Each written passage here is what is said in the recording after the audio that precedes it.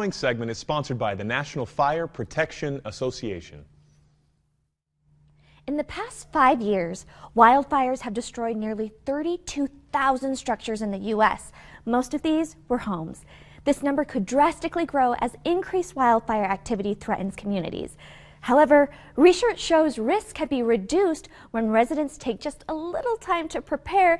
Michelle is here to share more. Welcome to the show, Michelle.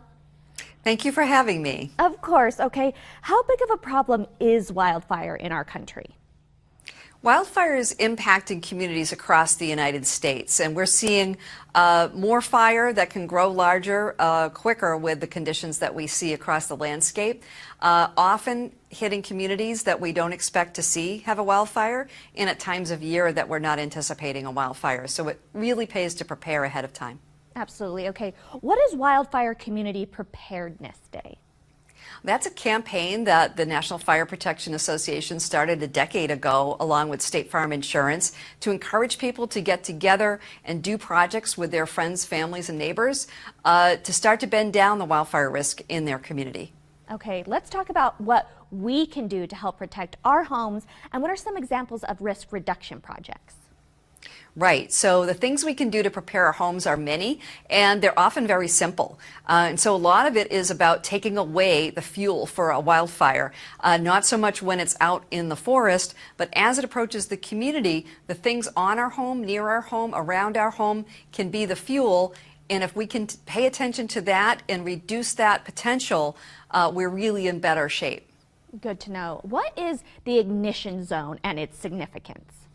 Right, so the home or structure ignition zone, it's a concept that says the home itself and everything around it within just about 100 feet is the critical area where we can make a big difference. So projects that we can do, such as clearing our gutters of any debris or material, making sure there's nothing within 5 feet of the home that can burn and bring fire to the house, looking at our porches and decks as areas where embers could land and get into any kind of fuel source, and then working out into our yard. Maybe within 100 feet is our neighbor's yard. Maybe there's a fence.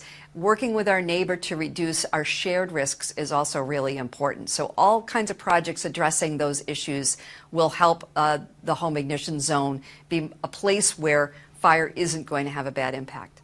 Okay, why is it so important to prepare homes well in advance of wildfires?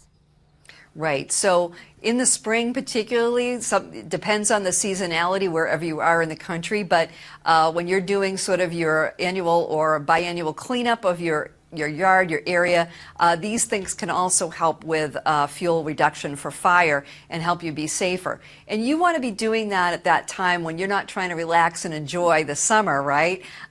We don't want to wait until there's smoke in the air to try to take some of these important steps. Absolutely. All right, Michelle, where can we go for more information? We'd love it if people would visit the website at nfpa.org/wildfire for many more tips and tools. Perfect. Thank you so much for joining us today. Thank you.